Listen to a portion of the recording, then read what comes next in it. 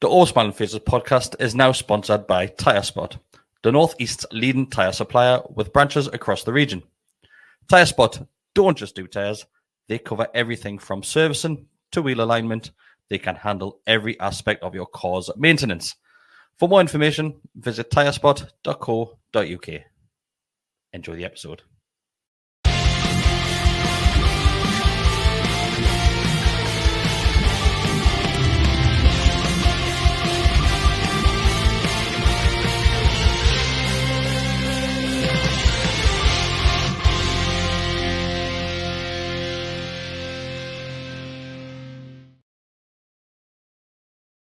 Welcome back to the Always Man on Face podcast on the GallowgateShots YouTube channel, and we are back. As you can see, those that are watching along live, that it is just myself, your host Chris, joined by Decker and Mark. You both look really sad there. I just caught you on the screen.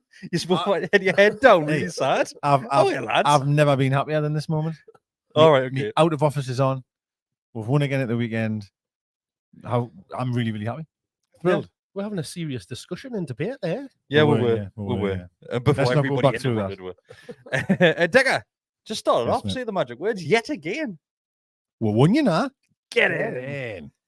We're back in the habit, aren't we, boys? Back in the habit of saying we won. Good film, that. Back in the habit. Back in the habit. Is that when they go to the cabin? Is it that one? No, it's Sister Act 2. No, I'm joking. Back in the habit. The one where they go on holiday. To the cabin. People won't have a clue what we're talking about. We'll tell you closer at Christmas. So yeah, Decker, it's another win for Newcastle United, and after such a difficult start for Eddie Howe's lads, we're getting into the swing of things. Well, I seen a stat. Listen, I'm going to butcher it, but I seen a stat, and it was something like 762 days since we've lost against a team outside of the top six at home. Something like that it was. Which I found. I don't know. You just made that up. No. I just made that up. Hang on. No, I didn't. I definitely didn't make it up. But I definitely read something that 762 days. That's nearly 2 years. We'll take in fact, it's more than 2 years. What position were Villa in when they beat Will last year? Oh no, they were like. All right, okay. 4th, 5th, weren't they? Well, anyway, let's say this. I don't think the stat was wrong, because who put it on? I remember going, that has to be right. You wouldn't have put that on. But was it one of Daryl's? I'm going to go and try and find it again here. But the bottom line, what I'm trying to say is, there's a confidence that I have, and sometimes, right, maybe it's the wrong attitude, but I have this confidence that when we play a team now that we should beat, I feel we will beat them. Whereas before, there's loads of times I've went to the ground and thought, oh well, you know, we should beat these, but I'm not so sure. I really feel now I'm confident that we'll get the job done every time. Yeah. And for then when he doesn't, he comes and sits in here and moans on at the fact that we should be beating the hem teams. I do want to reference though, and I said this before, right? That I wasn't being negative, because a few people mentioned this to us in person, saying you're dead negative the minute you and blah blah blah. I said, no, when you see we play as well, like the Sheffield United game 8-0, and then we've won again. We've played some great football at the weekend, right?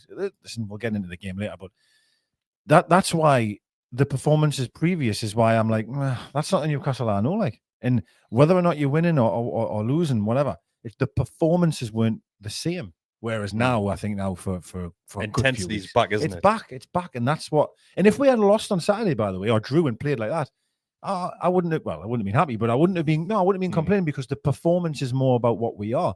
And I believe if we play that way with that intensity, we will win 8 times out of 10. Like, yeah, but do you not think that that's more to do with who we've played and how they've set up as well as the fact of Brentford are one of the worst teams I've ever seen in my life at the moment. Brentford, and I mean that honestly, they are honking. And we played shocking against Brentford. We won the game. But it was the performance, was not the performance that I am used to for us. Yeah, but their setback made it difficult. And it's against teams like that where we always historically struggle, because we don't have somebody that can just unpick that, somebody that's sitting with that block at the back, haven't they? Yeah, well, yes, but I would still say that there has been more energy there, which we'll come into in a minute. And I want to mention Bruno a little bit later on as well. Yeah, I just think our performances have been better.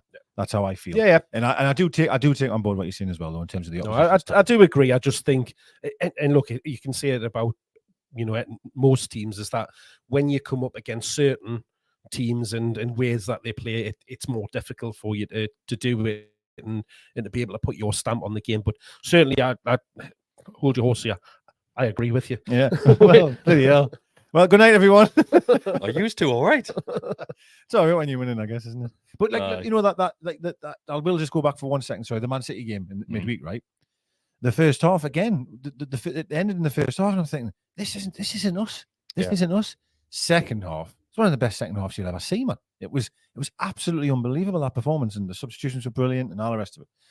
And I felt like that was the game when Bruno really, really showed that was the Bruno. And again, I know I might have sounded negative, but I'm saying Bruno still doesn't look the same. My God, did he on that night? And I thought on Saturday as well, I thought there was moments that were just prime Bruno, like on moments on Saturday. Yeah, so we might as well just go all the way back to Wednesday, really. Obviously, we recorded No, last. I would have been at work then. I'm out of office from now. It's not. So we record obviously on a Monday night like we're doing, and we weren't really confident going into that cup game, Mark. Obviously, just the fact it's Man City, even though last handful of times we've always given Man City a game, really. You alright, Ticker? Yeah, we've always given Man City a game, but it felt a little bit different. Like, obviously, the first half was struggled. Man City just controlled everything. It looked like a training session for Man City in that first half. I felt even less confident when I seen our team sheet, in all fairness, kind of when it was announced, because I expected changes, but probably not as many as we're seeing. I think it was 10 changes, Yeah, it was 10, yeah. which is huge. And we obviously talked about Monday about how that can impact having a large number of changes in the team. But I think it's probably fair to say that it did, particularly in the midfield, hence the substitutions at half time, which did, as you've just said there, go to change it massively. But even when you look at that back four, even in the first half, I thought they were excellent. The forward line were great. And the midfield, although it's the first time they'd been chucked together and played, they still did all right against Man City, which you put that team in. Yes, admittedly, they had a lot of changes as well, but if you put that team in the Premier League, they're easily finishing, top half of the table, if not pushing into the European spot. So I think it's a huge achievement to go on and have that performance and result that we got from it. Well, I think I referenced it on Twitter actually at the end of the game, that getting in on that particular game, getting in at 0-0 at half time was just a huge moment, because it gives you an opportunity to reassess and address whatever you need to sort, right? And this is the thing, with defense is now back. We're not leaking goals at all, and if you can, it's not rocket science, but if you keep them out, you've got a hell of a chance of winning the game, right, or getting something from it. And getting in at 0-0 in that game was amazing. But whatever House said at half time, change of shape, addressing certain players, and then making them subs. My God, it was unbelievable. But Gordon is he's just unreal. Like, he's absolutely unreal. So I mentioned this last week, that he just looks angry, and not angry in a bad way. You can tell he's got a point to prove. He really has. And the performances he's been putting in recent games is outstanding. He looks head and shoulders above a lot of those players. 100%. And then that's not saying that the players are bad in any way, shape, or form, but Gordon just looks like that next level up. You're getting to see the Gordon that was at Everton, and you saw glimpses of, and performances where he would pull them by the scruff of the neck. He's putting in that level of performance, but he's doing it in a much better team, and he's still looking, as you say, head and shoulders above what's there. It's no secret. Like, I absolutely hated him when he was at Everton, just because of the way that he went on. There's still certain things about his game I don't particularly like, as we touched on last week. But my God, he's unbelievable, isn't he?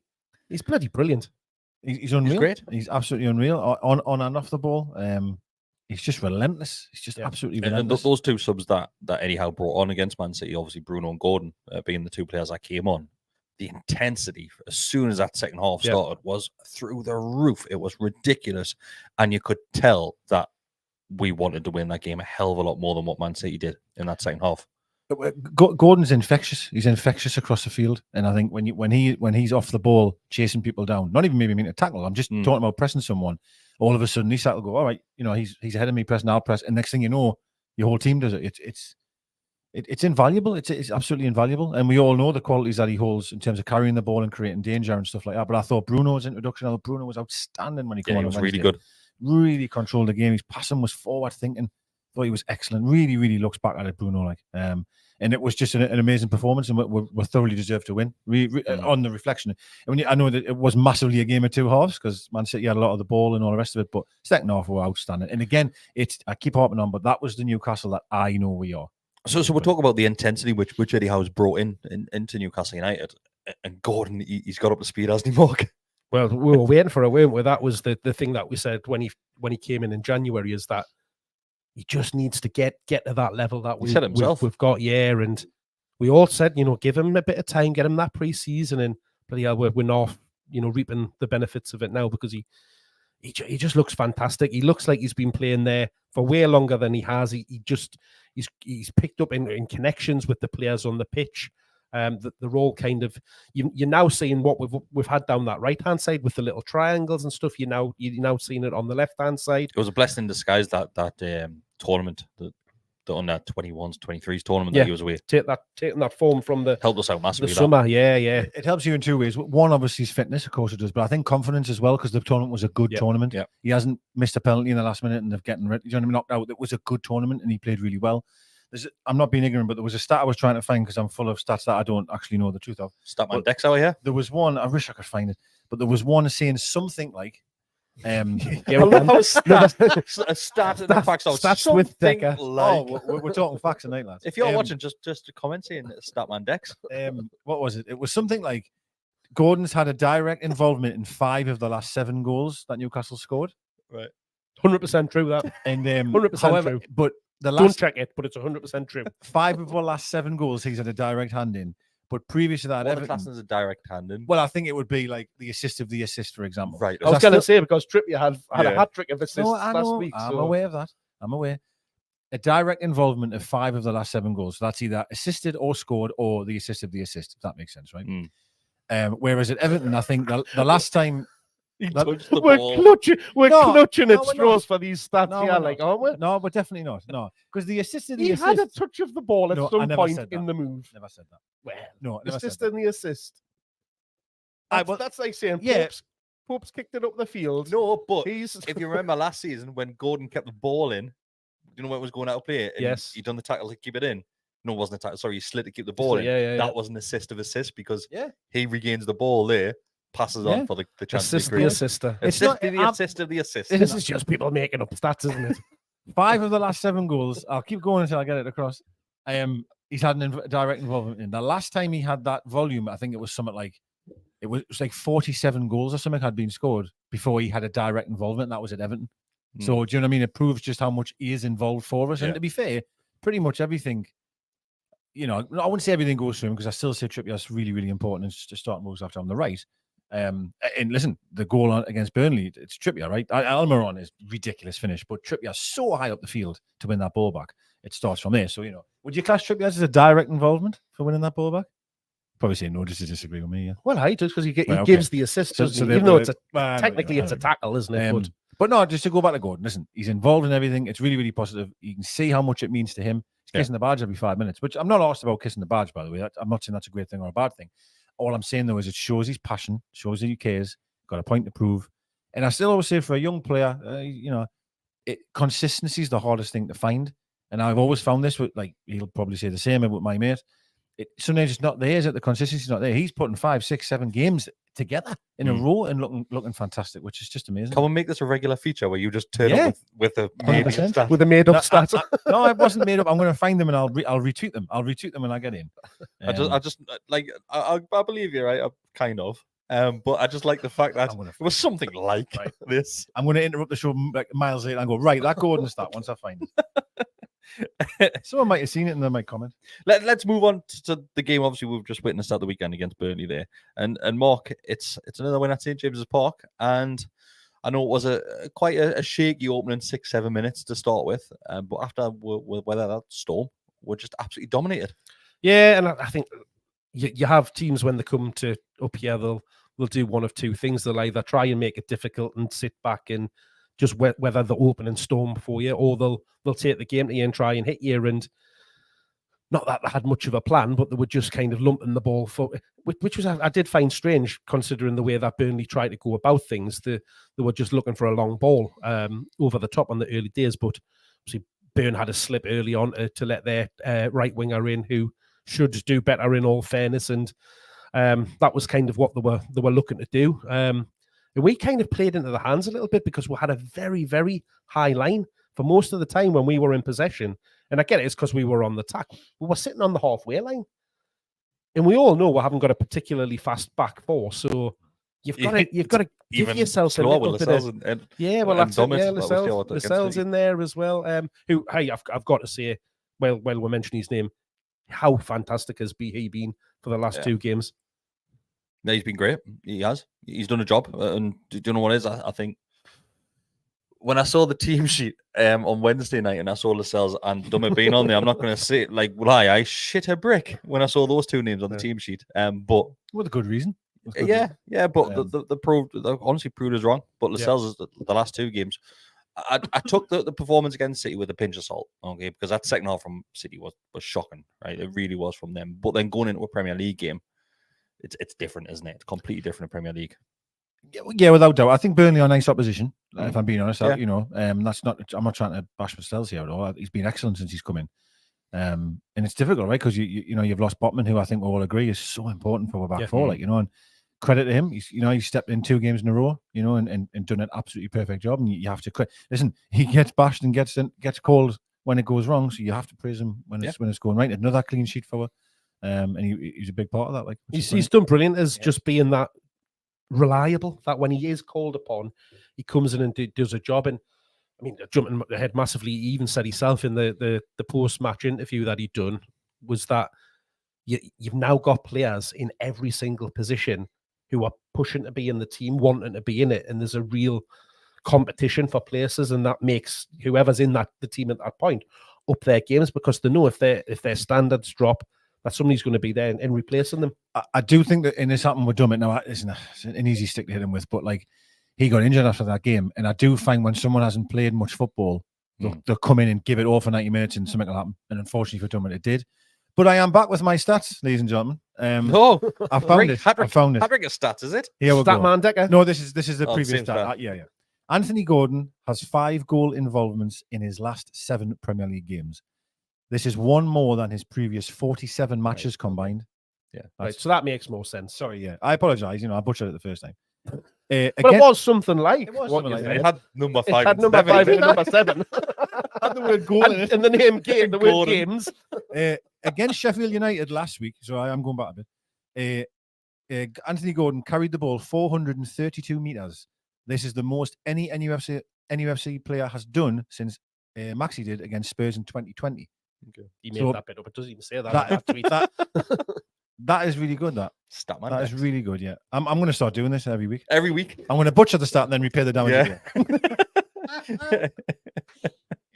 I love this. Like, it has to be a segment every week. This will be a segment. So, if anybody sees any stats on social media, on Twitter, tag Decker in it, right? Because you'll scan through it at some point in the day, and then you'll try to remember it. Come 8 o'clock on a Monday night, and that's actually what happened. Top value entertainment. Yeah. Oh well. Anyway, Gordon's mint. There you go. There's the stat.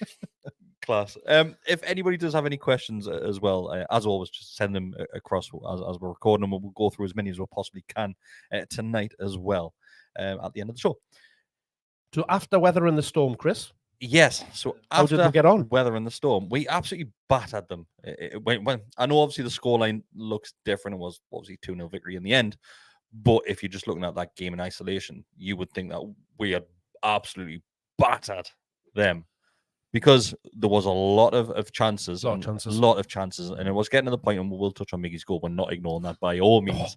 But after we got the first, we struggled to capitalise afterwards. Obviously, creating chances, but their keeper pulled off blinder. Absolutely, some top quality saves. That one, yeah, he did. Yeah. We've seen this from us before. I mean, my last season where you were finding we were really cutting teams open but couldn't score, and then would really bash a team. Do you know what I mean? Like, and it's similar in a way. With Hamad Sheffield United, and then you could have had 4 or 5, but that's football. You're not going to score every time you come forward. But I thought the Isak's chance, Bruno's pass was absolutely insane. Yeah, absolutely best at the minute, Bruno.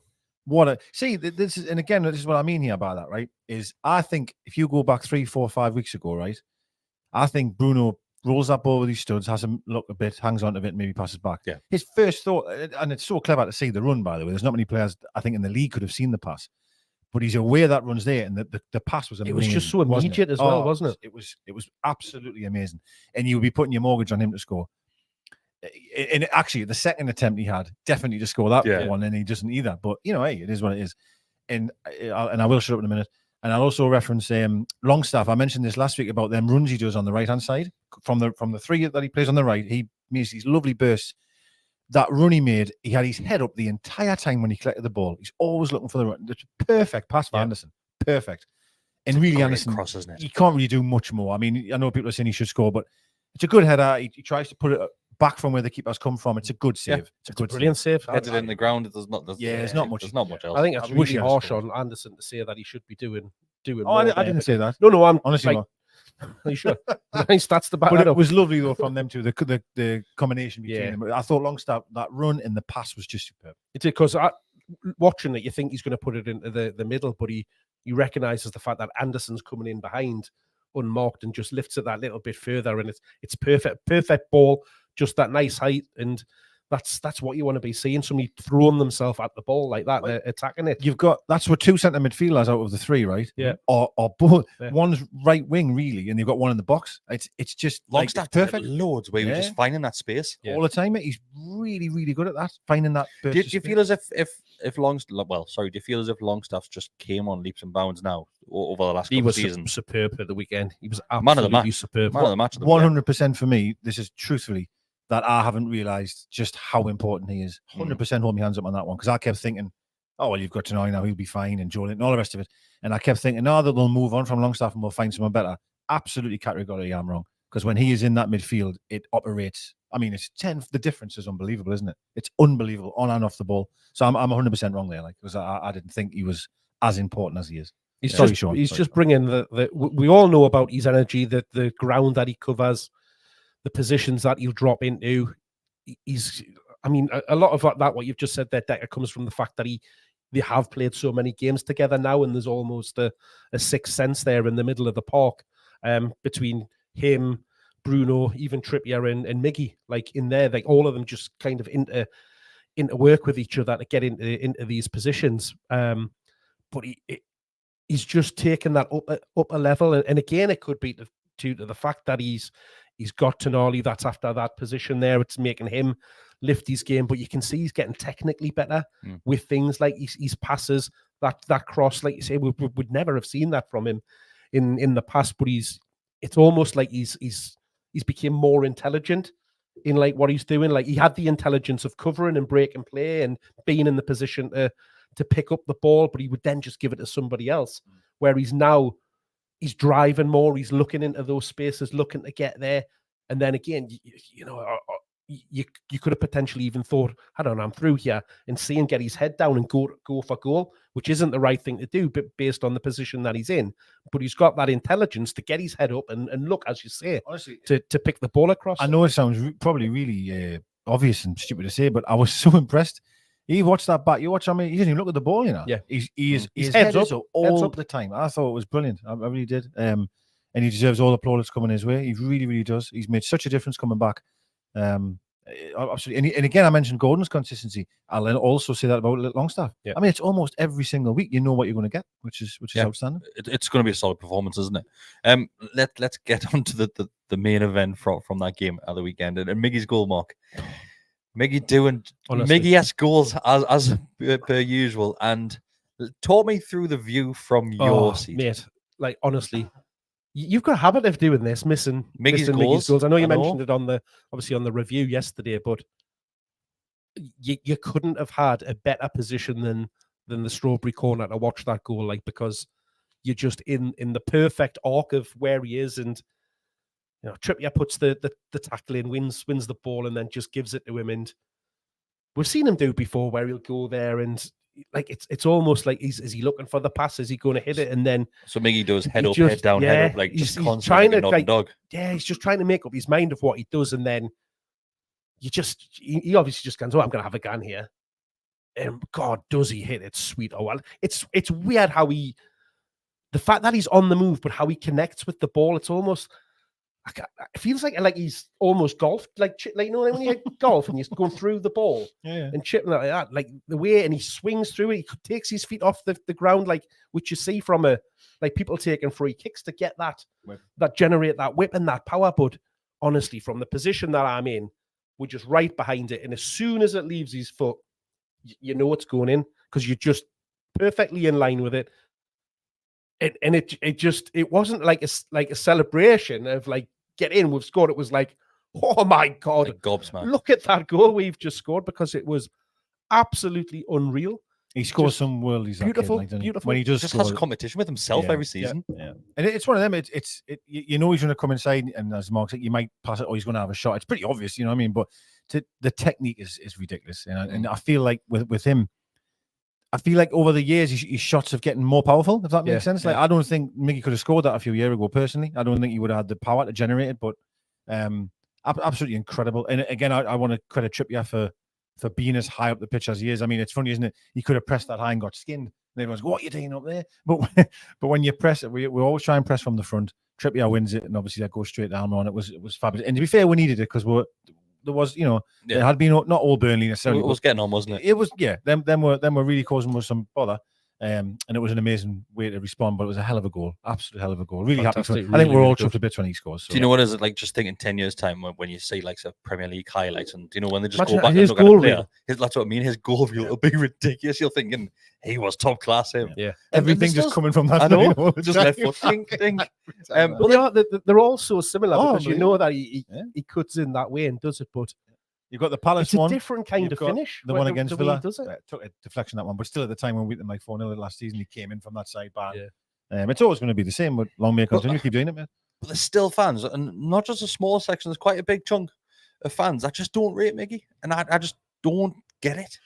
Well, I've had the same argument with someone else, but it's well, about other players, it's like, oh, he's all left-footed. Well, fair enough if he's banging them in. Yeah.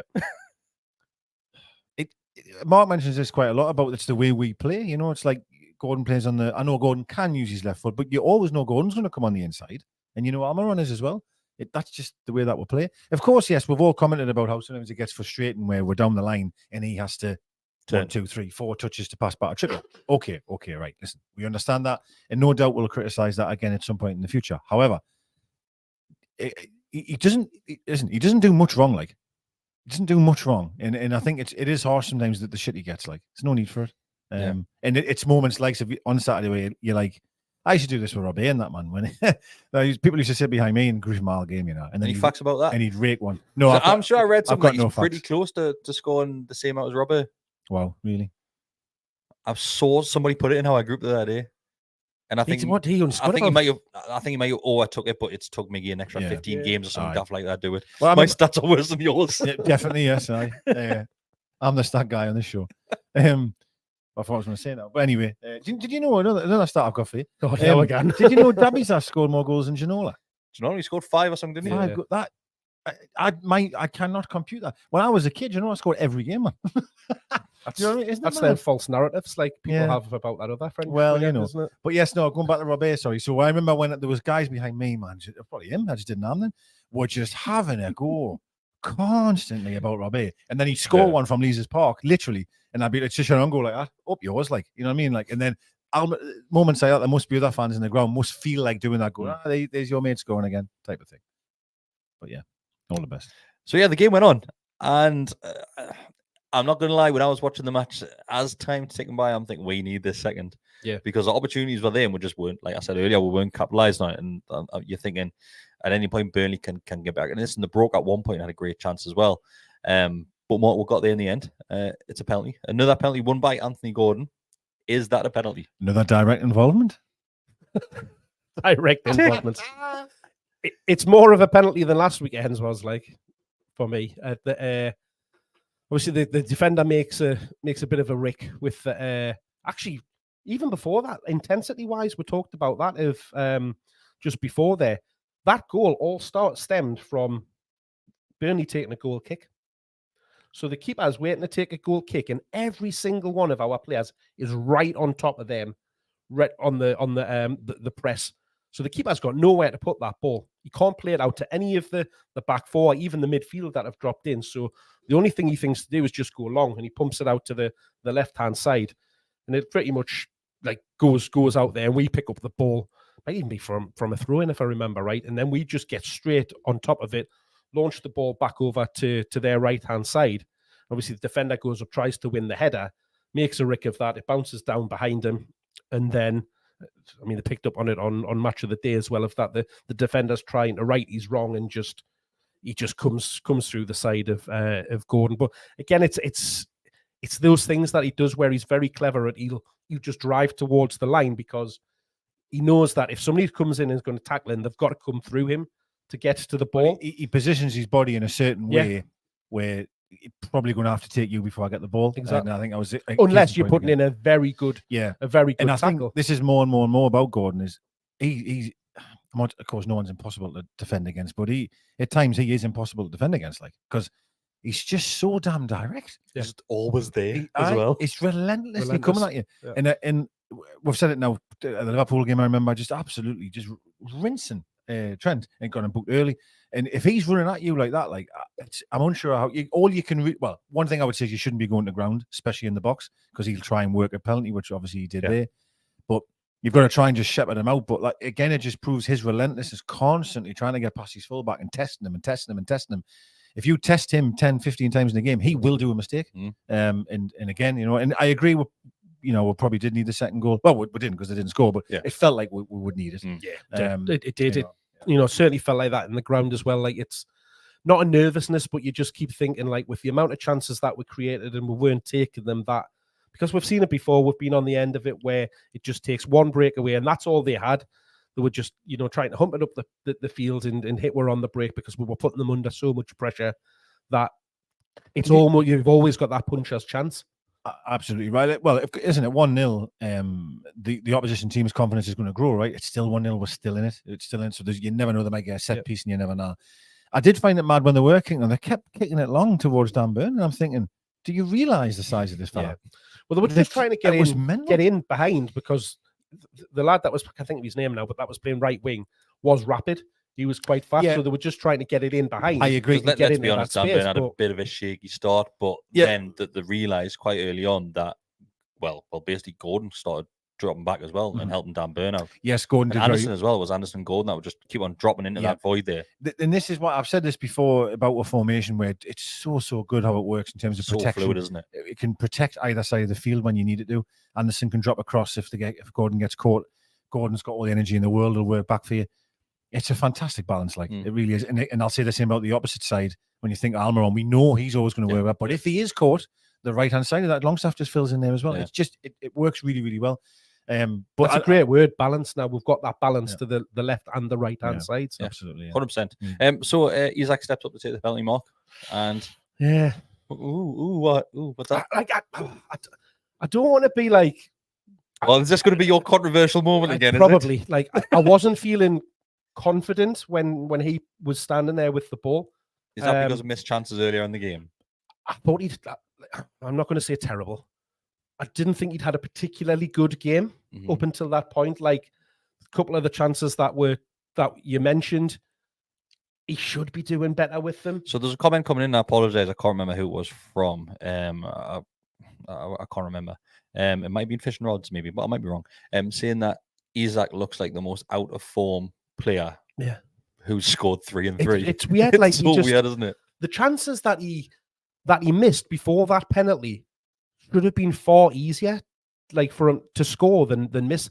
Like the one where you say with Bruno, where he gets 2 bites at it, he's through on that goal all day. 9 times out of 10, he's just tucking that away because he's that clinical, that calm when he's got the ball at them. But it's just a very, very heavy touch, which takes it away from him, and then there's no recovery from it. The keeper picks it up. There's a one in the second half where Trippier gets in, he whips the ball across the face of the goal. He just doesn't move. He just doesn't go for it. He makes no attempt whatsoever to either chuck himself at it, stick his leg out, or anything. Or doesn't he thinks the defender's going to net it, but he doesn't. You've got to gamble. You've got to gamble on them things, and it's. I still think though, mate. Like, I'll go back to, let's say, Shearer, for example, right?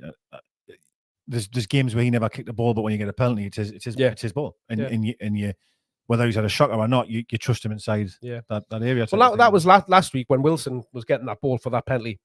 No doubt in my mind that he's scoring that, but there was just an element of doubt there with Isak around the way that the game had gone for him, and that he hadn't really shown anything in front of goal. Wasn't it that stat which I saw today, actually? Oh, here we go. Getting all the stats tonight. It was the last time Newcastle missed a penalty. One of them was way back, and it was Willock versus...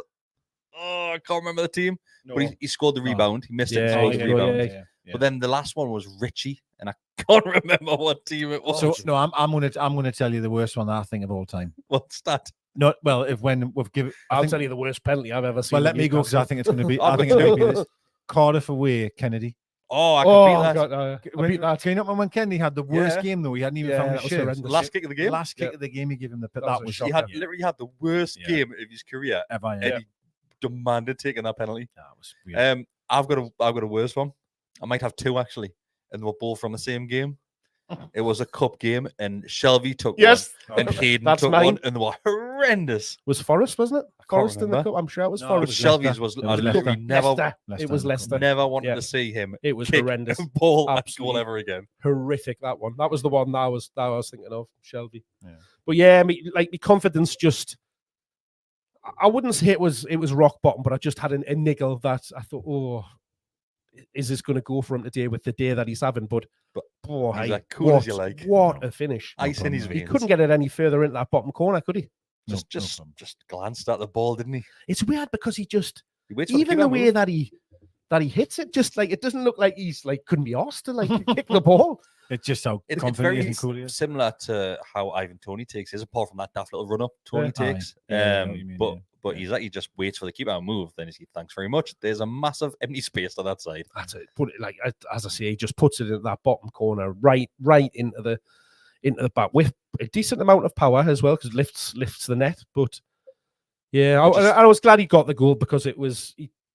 He just needed a little bit of confidence. So just before we move on, let us know the worst penalty you have ever seen from a Newcastle United player, because there'll be a few. We haven't even mentioned Bruno's in the cup. Oh, that was a bad one as well, wasn't it? There's been loads. Remember his face on the team photograph afterwards. When it got through, he was livid, so miserable with it. The whole game, wasn't it? The whole was awful, wasn't it? Everything about that was horrendous. Yeah, but yeah, let us know your worst penalty you've ever seen. But yeah, it's 3 points at the end of the day, and it's another clean sheet. That's five in a row now. It's unbelievable, mate. It's unbelievable. And Eddie Howe addressed this earlier on in the season, where I think it might have been after the Brighton defeat or the Liverpool one. It was one of them where he said that we've lost that ability to basically just be solid at the back. And it's back to its best as well, and that's without Botman playing as well. Yeah. And that's your foundations of last season were built on that. You know, having a keeping clean sheets. If you didn't concede, you've always got a chance of winning, right? And 100% have got that back. And do you know what it is, right? For all everyone, and myself included, I've said about Dan Burn playing left back and all the rest of it, right? But this is why he plays left back every week because it works, right? That is why. And I appreciate you might not be fancy going forward, and maybe that's what people look for and think. Hall, for example, Hall gets forward, but you've had the best defensive record in the league last season. Yes, we've had a bit of touchy times so far, but we've had 5 clean sheets in a row. One of them is at Milan away. Like you keep it together, and it's working, And I still think, again, I thought Pope made a really, really good save early on. He made himself big, you know what I mean? Probably still one that you should probably expect, but but. He's called upon as well. It's not just the back four; it's the 5 of them. And in fairness, you've got Botman, who I think is probably the best one, isn't there? And Lascelles comes in and does a solid job. So I must give him huge confidence as well. He's played twice in a week and kept 2 clean sheets. That's probably never happened in his Newcastle career, to be fair. So what I'm going to do now before we jump into the obviously looking ahead at tomorrow's game, Wednesday's game against PSG, is go through a couple of questions. Hang on a minute. Still feels weird, doesn't it? What did you just say? So Wednesday's game against PSG. I've actually, so you would have seen this and people watching. I've got a green PSG Jordan T-shirt, which sometimes I wear, And I got it out the cupboard. Zeka's got every PSG shirt from the last 25 I got it years. out the cupboard and put it on tonight. Then I was like, I can't wear this. Like, normally it's fine. I can't wear this. It's mental. Absolutely mental. Burn it. It's It is absolutely insane, crazy. It's insane, man. It really Like, is. Still can't believe it. It's Still crazy. can't believe it. No. Crazy. But there's a question came in here from Fish and Rods, and he says, with all of our injuries, anybody else worried about West Ham away? So he's talking about injuries, obviously, And suspension. So Gordon's missing. Stupid from Gordon to kick the ball away. That's where he gets his yellow card, kicking the ball away. That's ridiculous. Frustration. I hate to see that sort of thing, especially when he would have known and been briefed for fine well beforehand. Do not get booked. That just reminds me, though, how bad was that referee? Yeah, we'll get on Dear that. me. We'll address this one first, and we'll It's get every back to week we seem to say that, you know. It is. So it's a shame about Joe Linton. We don't know what the crack is with that at the moment. It's definitely his leg. Definitely his leg. Dr. Walker is back. Doesn't matter. He'll not be able to I've got a stat about that. He's on for the year. He's looking back. Bonds, when you remember last week, it's only his toe. He's doing BR. No. This is the bit that keeps getting me. It's underneath his toe. Now, I don't know about anybody else there, but there's only one thing underneath my toe. What? And that's my sock or my shoe. So, what's he injured underneath his toe? It'll be the bottom of his toe, won't it? Say the bottom of your toe. What's he got? Got a blister? I've never seen anybody. I know we've got a stat here about toes. That man Dex is Well, back. no, but I just want to thank NUFC chat because he's been tagging us in the ones I missed. To be fair, the stats. So he's just. Is that what you're laughing at before? Aye. So he's just tagged us in this. So thank you very much. So it's been 746 days since Newcastle last lost to a non-Big Six side at home. What a fantastic stat. Big Six. Yeah. So that. All right. So the usual. They're saying usual, but that elite means six, yeah. then I'd counter that saying the ones you would hope to Yeah. win. 746 days since Newcastle last lost. So we might have drawn. That's amazing, right? That's absolutely amazing. So Thank carry you. on And UFC tagging thank you. Degger in everything you see. Thank That's a stat. It doesn't even have to be Newcastle. Just That- anything. that is over 2 years. And I wonder. Yeah. I So isn't wonder if that I can amazing? get this going right. So it's like right from now on, if you see a stat, no matter what it's about, right? Newcastle United, any other football club, any other sport, just anything in life. Stats in Tag general. Degger in it, and I cannot wait to see his feet. But yeah, it's a shame about Joe Linton. Obviously, it looks like hamstring injury. Yeah. Just pulls up, and It's awful, It was weird. Like he'd literally been on the pitch about 30 seconds and made one kind of run forward, and then it's weird. Like you missed it during the game because the player immediately switched, and then up to the other end, and then it wasn't until like a couple of seconds later, it was I don't know what's he doing. Like you seen him sat down on the floor. And 90 seconds or something was on the yeah, field. it was Wasn't long. really, really quick. To answer what the question is, yes, I am worried. Yes, and I'm. West Ham are doing well as well. They are, and I think. Listen, we've been incredibly positive, and we should be, right? Because it's amazing. Everything is amazing. A minute.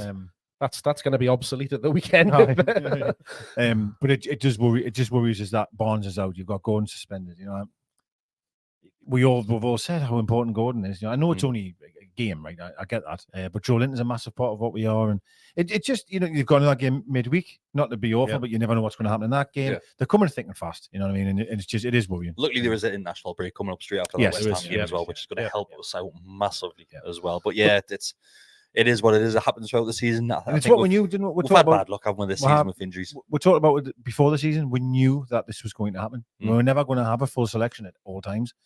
But at the minute, we're just going through a little bit of a spike where we're getting stretched a bit. But it goes back to the balance thing, which was said as well. And there are players which we've just witnessed with the likes of Lascelles coming in, that there's players there that hopefully can do a job.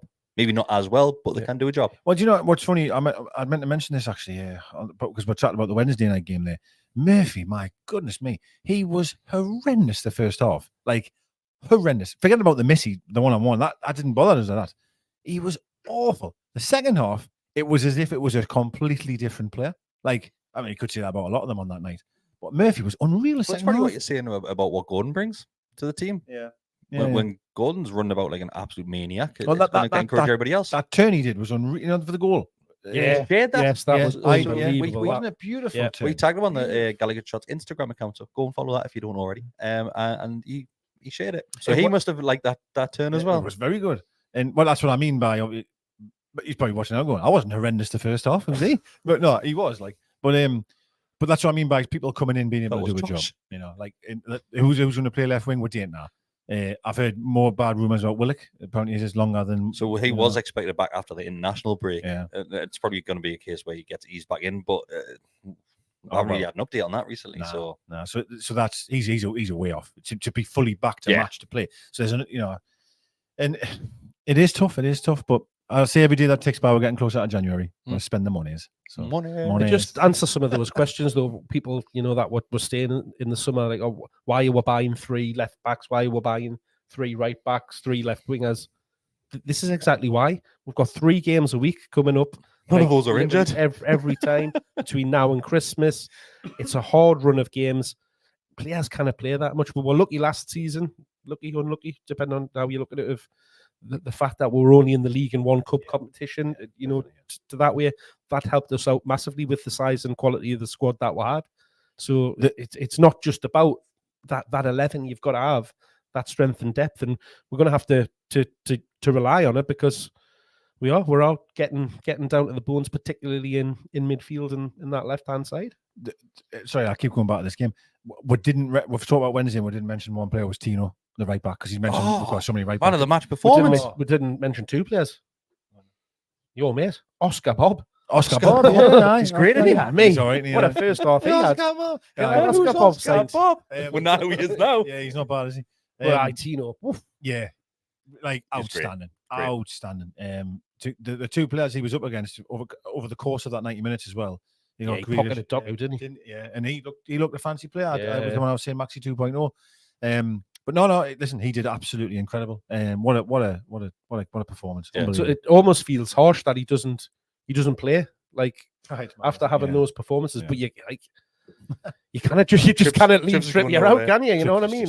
Trips is the but best. what a fantastic problem to have, that you've got that quality there to come in when you need them to. Tony Timebridge is asking if you have any Oscar Bob stats, Digger. I've absolutely got none of them. No, I haven't. But he looked all right, though, didn't he? We'll have some next time. Impressive. I do have one from Minnesota, Mag. Oh, it might be a Vikings. You've been tagged in something. Yeah, I have. Yeah, A stat. Yeah, it's a stat. It is new. It is Newcastle related, though. This one, to be fair. A big performance in the middle from Bruno. So it's just a few stats about him. So it says the following. I will just read it out. Minutes played 90, touches 72. Final third passes 19. That must be one of the highest he's done. Duels won 9. Key passes 5. Tackles 5. And interceptions 2. And I think it's the key passes and the final third passes for me that stand out, because I still say previously he's been a bit on the negative side, holding on the ball too long, passing backwards. So thank you, Minnesota, Mags, for that one. Mags.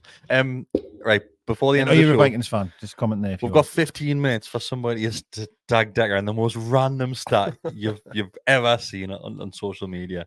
And we'll read it out on tonight's show if Decker gets tagged in it. Yeah. I'm secretly hoping. Oh, it doesn't matter. What next? PSG. Yeah, well, the drone display. All right. Okay. No, I appreciate that's tonight, isn't it? Yes. Yes, 2. In fact, there'll be one kicking off in about 10 minutes. Yeah. But they have. Well, so hurry up so we can get out the window and have a look. We have seen demos or whatever, like the pictures on the online and stuff. You know, I think what we've seen already is probably what's going to happen again tonight. It was probably just a trial run. Yeah. I've seen. Well, they've been doing it the couple of nights before, but obviously they've had the lights turned right down, so you couldn't see what they were doing. It's not your bedroom, that, isn't it? Don't need to. I can feel my way. But yeah, they had the lights turned on, so it was a bit weird, I guess, that they didn't announce that they were doing it, but maybe that was just the last dry run. Also, like your bedroom. Dry run. But yeah, no, it was impressive, wasn't it, to see? I've seen some negative comments about it as well, which I think stupid and not worth going into. But yeah, it's just something different, isn't it? Something different, something celebrating the fact that we are back in the Champions League. That Magpie looked mint. Did, yeah, really, really clever. So they've got 2 shows on tonight. Shows. What am I calling? Displays. We'll call them a display show. Yeah. I'm not sure if they're different. There's one at 8 o'clock and there's one at 10:15. Probably the same. Yeah. Probably be the same, I would imagine. Well, the 9:45 one's later, and so it might be loads of porn. Just Jacob Murphy. I don't know, because it's Salah doing it. Yeah, well, you never know. Yeah, I don't think that's going to happen. But yeah, there's 2 displays on tonight. I'm I'm sure if you're watching this back or listening back, you would have already seen the photos. But it looks decent. It does look looks all right. Yeah, it's like, I mean, God, we've seen it over here at like certain things, like New Year's. We had like a big drone display and stuff like that. But it is, something that you do see, particularly like at the big sporting events over in Saudi. So Seller are famous for it. So it's nice to see it coming here, and you see it just brings something new and different, and puts a good focus onto the city, and shines it in a good light. Paul Patterson comes up with a great idea, and it's a stat. It's not a stat, and I don't think anybody else has ever thought about this one. But he said, "Are there any feeds tonight which will be showing the light show live?" You think the club would have done something like that?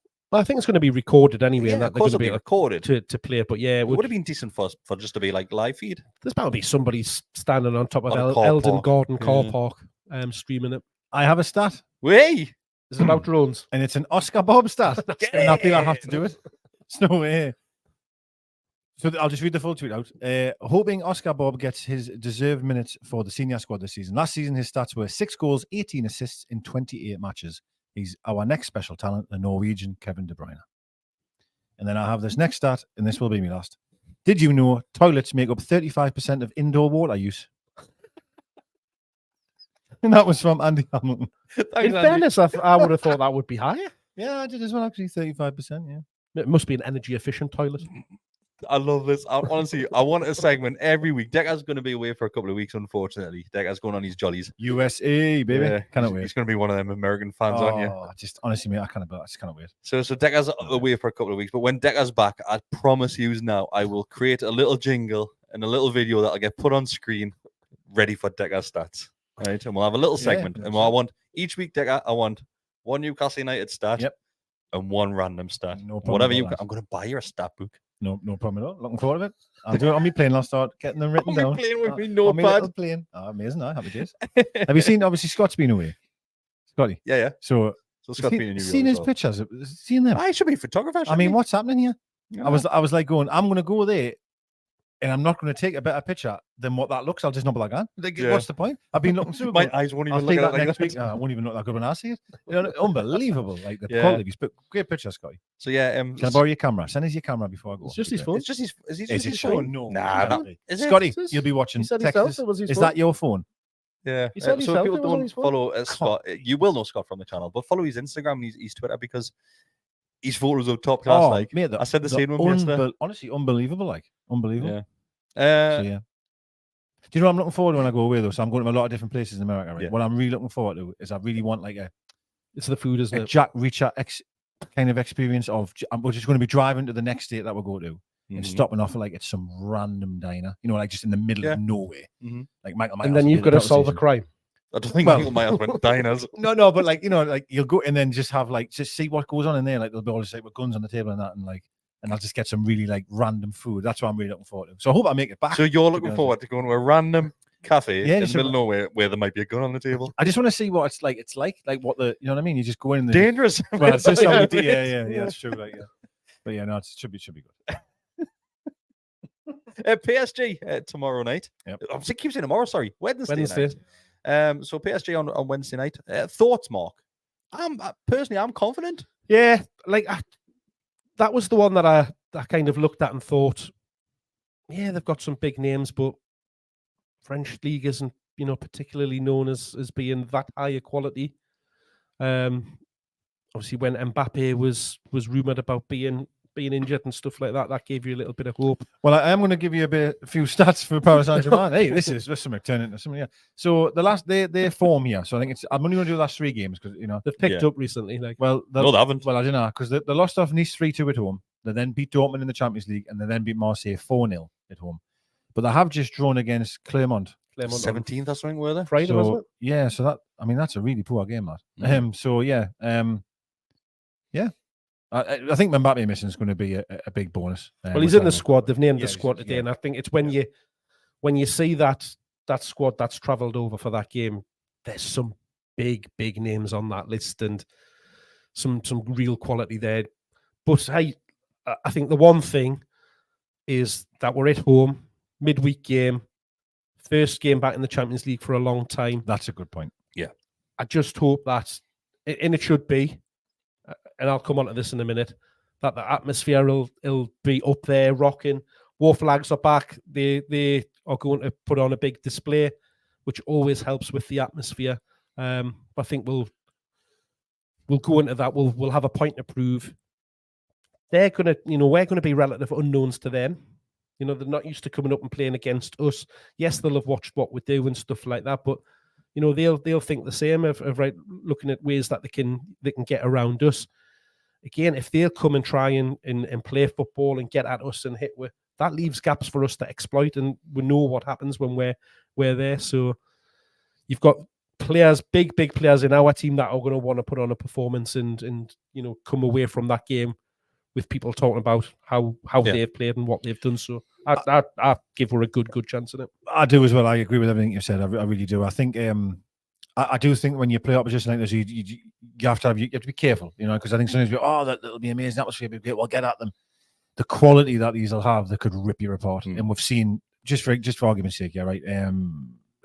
Burnley there in the first half, right? The first 10 minutes, they should have been 1-0 up, but they haven't got the quality to do that. Whereas this opposition may well be 1-0 up. Do you know what I mean? So you just got to be careful. But I agree with everything you've said. I think especially with it being the first game and certainly the first taste of Champions League football for a lot of the players at home as well, it'll be amazing. And we'll do the job. Mark, you want to have a bit of a rant?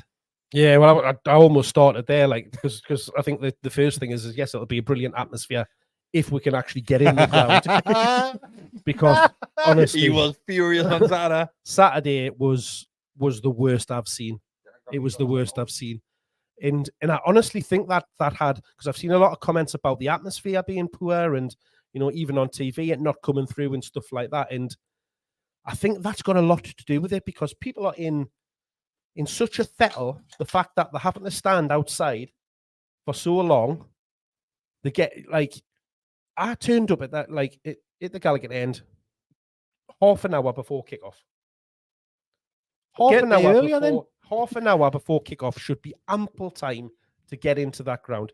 I've turned up for God knows how many years, 10 minutes to go, 5 minutes to go, seconds to go, and I've walked straight in. There's never been an issue. On Saturday, it got to a point where in that corner, it was dangerous. And you might think I'm being over dramatic here, but the queues were on the stairs trying to get up to the Gallowgate. And again, I think this is part of the issue as well, because you've only got 2 entrances to the entire Gallowgate end. Yeah. You've got to come in at the right-hand side or the left-hand side and filter along. People were stood on the stairs, couldn't physically get up the stairs because of the queues of people trying to get into the corner and into the main Gallowgate end. Half an hour before the game, there shouldn't be that many issues. It's just a whole, it seems to be just that there's a whole host of different issues that are leading us to this point where you've got, again, I know you touched on it on the review, but you've got 6 queues into 2 turnstiles. You've got people all trying to go in different directions because there's just limited routes to get in there. Once you get to the turnstiles, there's issues there because people are scanning the phones. There's 3 possible places to scan it to get in. There's no signage to tell you where you need to put your phone. The stewards, there was hundreds of stewards there. There's loads on Wednesday as well. Not one single steward can speak. We've employed mute stewards. It's ridiculous. They're unable to open their mouths and communicate with people to tell them, do you need some help? What are you doing? Get your phones ready. Do you know where you're putting it? They need to engage with people because when people are getting there, like you're seeing them and going, like, mine works first time. I know what to do with it. I get it ready on my phone. I put it on the top scanner because I've got an iPhone. Yeah. It'll beep. The bloke in the turnstile then has to press a button to let us in, which again is part of the issue. Why isn't it automated? Yeah. But you've then got people that have got Android phones. Again, are they using NFT? So they have to hold it in at the top. Have they got a barcode? They need to hold it at the bottom. Are you holding it too close? Are you holding it too far away? That leads to people moving it around up and down.